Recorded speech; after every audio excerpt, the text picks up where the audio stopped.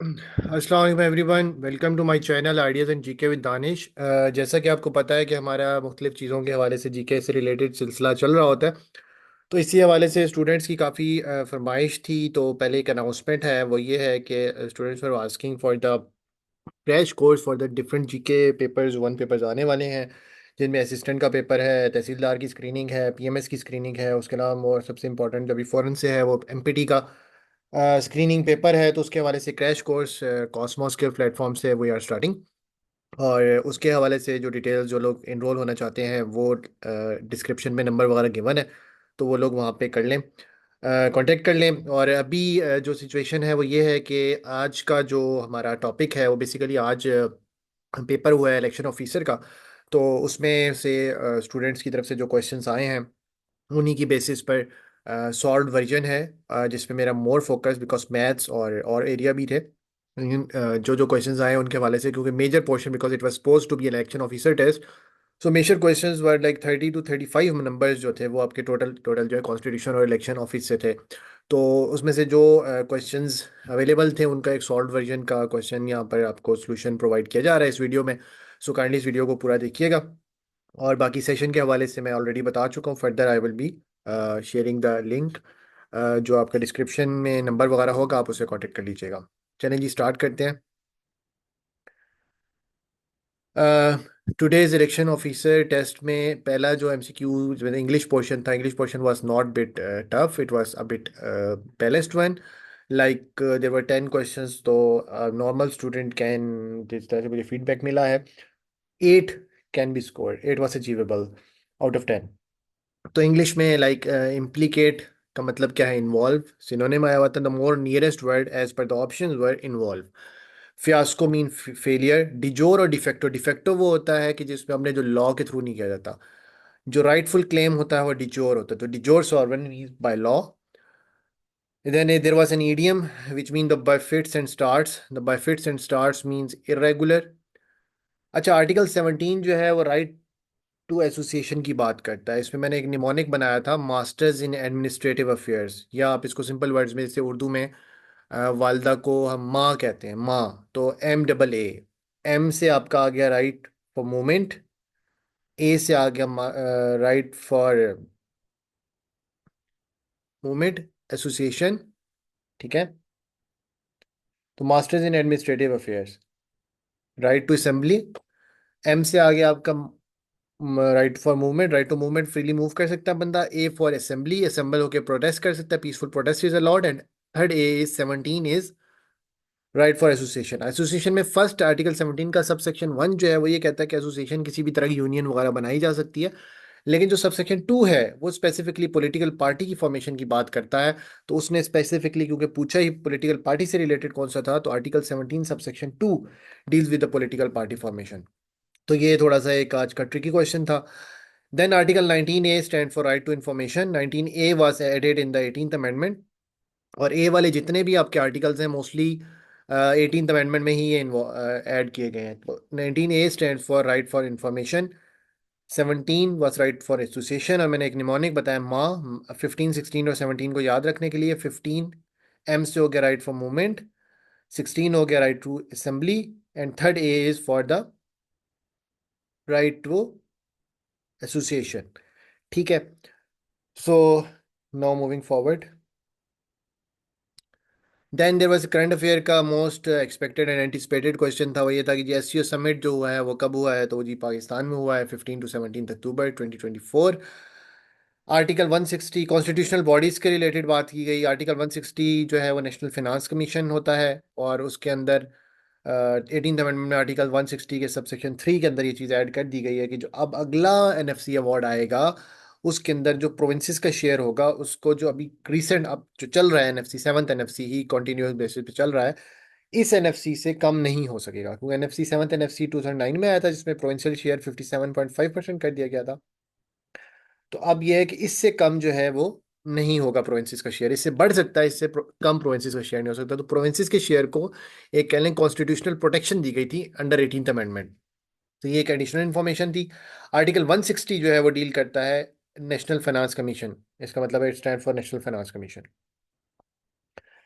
Article 100 जो है it stand for attorney general of Pakistan. Article 100 जो है वो अटॉर्नी जनरल ऑफ पाकिस्तान होगा, और अटॉर्नी जनरल ऑफ पाकिस्तान से डील करता है। और अटॉर्नी जनरल ऑफ पाकिस्तान वो बंदा होगा जो बेसिकली स्टेट ऑफ पाकिस्तान का वकील होगा। जितने भी लीगल और कॉन्स्टिट्यूशनल इश्यूज जो स्टेट ऑफ पाकिस्तान को रिफ्लेक्ट करते होंगे, उनमें सुप्रीम कोर्ट ऑफ पाकिस्तान के अंदर जो गवर्नमेंट की नुमाइंदगी कर रहा होगा वो अटॉर्नी जनरल ऑफ पाकिस्तान होगा। इसके अलावा लीगल एडवाइस देना किसी भी लेजिस्लेशन से रिलेटेड, ये तमाम चीज़ों में भी अटॉर्नी जनरल की काफ़ी से होती है। Then DOS stand for disk operating system. This is MCQ. Article section 137 of election act जो है, बेसिकली आप अगर फॉर्म बी देखें ना, देयर 4 फॉर्म्स होते हैं जो जमा करवाते हैं कैंडिडेट। फॉर्म ए होता है नॉमिनेशन फॉर्म, फॉर्म बी होता है जिसमें एसेट्स एंड लायबिलिटी होता है, फॉर्म सी होता है जिसमें रिटर्न कैंडिडेट की जो डिटेल्स आती हैं। तो अब फॉर्म जो बी है, ठीक है, उसके अंदर एसेट्स एंड लायबिलिटीज होते हैं। तो फॉर्म बी जो है basically section 137 of election act 2017 के हिसाब से बना जाता है। तो ये जो फॉर्म बी है, ये सब बेसिकली वहाँ क्वेश्चन ये था कि फॉर्म बी जो सेक्शन 137 का एक्ट है, वो लायबिलिटीज, एसेट लायबिलिटीज किसकी डील करता है? सिर्फ सेनेट के मेंबर्स की करता है, नेशनल असेंबली की, प्रोविंशियल असेंबली की, ऑल? तो आपका ऑप्शन था ऑल ऑफ दीज। लेकिन ये आपको मैं बताता चलूंगा, जो ऐसे इस क्वेश्चन को अगर फर्दर अगली दफा कोई घुमाना चाहे तो यूं घुमा सकता है कि भाई एसेट एंड लायबिलिटीज को ऑफ द पार्लियामेंट के मेंबर्स और प्रोविंशियल असेंबली के मेंबर्स के लिए कौन सा सेक्शन डील करता है इलेक्शन एक्ट का? तो सेक्शन 137 है। इलेक्शन एक्ट से रिलेटेड मेरी प्रिलिमिनरी वीडियो जो है वो मौजूद है, तो आपने वो भी जरूर देख लेनी है, जिसके अंदर मैंने ये बताया हुआ है कि पहली जो वीडियो थी जिसके अंदर मैंने ये बताया कि किसी भी एक्ट को आपने कवर कैसे करना है, वो स्टार्ट में बताया था। तो आप अगर वो देख लें तो आपने जित कोई एक्ट वगैरह तैयार करना है तो आप वो चीज़ भी साथ साथ कर सकते हैं। बाकी कोई एक्ट स्पेसिफिकली आप लोग तैयार करना चाह रहे हो, किसी भी स्टडी के अंदर आपको प्रॉब्लम आ रही हो, तो वो इसमें लिंक में मेंशन कर दें, तो मैं कमेंट बॉक्स में आप मेंशन कर दीजिएगा, तो आई विल डेफिनेटली उसमें मैं उस पर फोकस करूंगा। ठीक है। Then moving to the next slide. Then section 140 जो है वो इलेक्शन ट्रिब्यूनल का, वो ये उसको पावर देता है इलेक्शन कमीशन ऑफ पाकिस्तान को कि वो इलेक्शन ट्रिब्यूनल्स बना सके। ठीक है, section 140 election commission of Pakistan को पावर देता है कि वो ट्रिब्यूनल्स बना सके। इलेक्शन ट्रिब्यूनल क्या करते हैं? Election tribunal basically R O वगैरह के फैसले के खिलाफ जो भी रिजल्ट आता है इलेक्शन का, उस पर अपील कर सकते हैं। इलेक्शन ट्रिब्यूनल में कैंडिडेट्स अपील कर सकते हैं जो भी, जिनको रिजल्ट पे एतराज़ हो या कुछ भी प्रॉब्लम हो। तो इलेक्शन ट्रिब्यूनल जो है वो सेक्शन 140 नॉमिनेशन पेपर्स को लेके भी इलेक्शन ट्रिब्यूनल पे बात जाती है। तो 140 जो है बेसिकली आर ओ के डिसीजन के अगेंस्ट आप ऊपर जो नेक्स्ट फोरम है वो यही होता है। तो सेक्शन 140 जो है वो इलेक्शन ट्रिब्यूनल्स का होता है। अब एक बात, जैसे रिकाउंटिंग की रिक्वेस्ट है, रिकाउंटिंग में अगर margin 5% of the poll votes votes के अंदर हो, या 10,000 का टोटल वोट का डिफरेंस हो कि दोनों कैंडिडेट्स के दरमियान, तो रिकाउंटिंग हो सकती है। सेक्शन 234 जो है इलेक्शन कमीशन को पावर देता है कि मॉनिटर कर सके वो प्रोसेस ऑफ इलेक्शन को, कि प्रोसेस ऑफ इलेक्शन को मॉनिटरिंग के लिए जो सेक्शन पावर देता है वो है 234। ठीक है। आर्टिकल 220 कॉन्स्टिट्यूशन का कंपेल करता है तमाम एग्जीक्यूटिव अथॉरिटीज को कि वो असिस्ट करें इलेक्शन कमीशन ऑफ पाकिस्तान को in performing it's duties. Section 220 जो है, आर्टिकल 220 कॉन्स्टिट्यूशन का कंपेल करता है कि ऑल एग्जीक्यूटिव अथॉरिटीज को कि वो असिस्ट करें इलेक्शन कमीशन ऑफ पाकिस्तान को कि वो अपनी ड्यूटीज परफॉर्म कर सके। ये बड़ी बात चली थी जब 2023 के अंदर 90 दिन के इलेक्शन की बात हो रही थी, तो बार बार ये बात की जा रही थी कि इलेक्शन कमीशन को कॉन्स्टिट्यूशन के तहत अपनी पावर जो उसका राइट है, आर्टिकल 220, उसको एक्सरसाइज करने की जरूरत है। उसको एक्सरसाइज करने की जरूरत है कि उसके तहत तमाम जो एग्जीक्यूटिव बॉडीज हैं उसको सपोर्ट देंगी। आर्टिकल 218 जो है वो कॉन्स्टिट्यूशन का वो बात करता है establishment of election commission of Pakistan के। इलेक्शन कमीशन एक ऑटोनमस बॉडी होगा जिसका काम फ्री एंड ट्रांसपेरेंट इलेक्शन कराना होगा। और ये पाकिस्तान के किस आर्टिकल के तहत आइन के ये चीज़ है? वो जी है आर्टिकल 218। देन मुश्तरका मफादात council, council of common interest, ये आर्टिकल 153 है। ये कॉन्स्टिट्यूशनल बॉडी है जो बेसिकली डिस्प्यूट्स को डील करती है। और प्रोविंस जो बेसिकली फेडरल लिस्ट के अंदर शेड्यूल बी है, उसके अंदर जो 18 सब्जेक्ट्स हैं उनको लेके प्रोविंसेस के दरमियान इश्यूज जो हैं और फेडरेशन और प्रोविंसेस के दरमियान जो इशू है उनको जो मसले हैं उनको resolve council of common interest में मसला आता है। और कौंसिल ऑफ कॉमन इंटरेस्ट को हेड करता है आपका प्राइम मिनिस्टर ऑफ पाकिस्तान। और 90 डेज के अंदर इसका जो है वो एक सेशन होना लाजमी है, मतलब साल में 4 सेशन। देन सेक्शन 4, ये क्वेश्चन ये था कि कौन सा सेक्शन है एक्ट का जो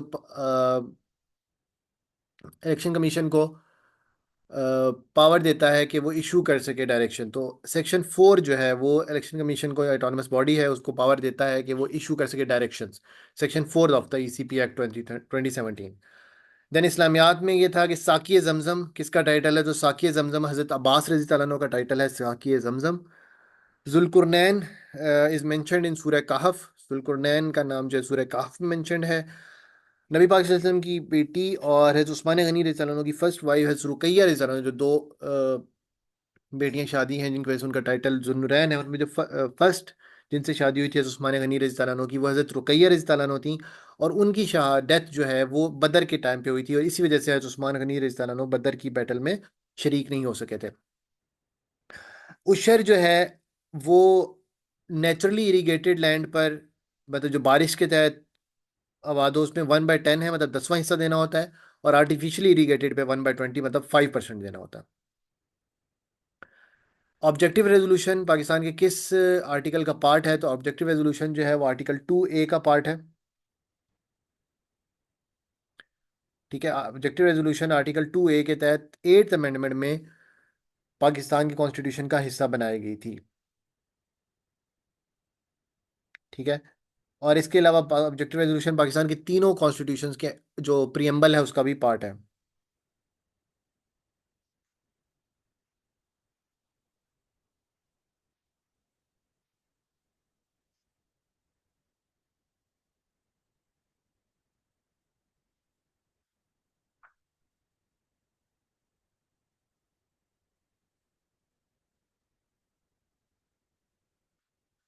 तो ये ऑब्जेक्टिव रेजोल्यूशन के अंदर सरी creek line and run of Kutch जो है ये सेपरेट करता है सिंध को और इंडियन गुजरात को।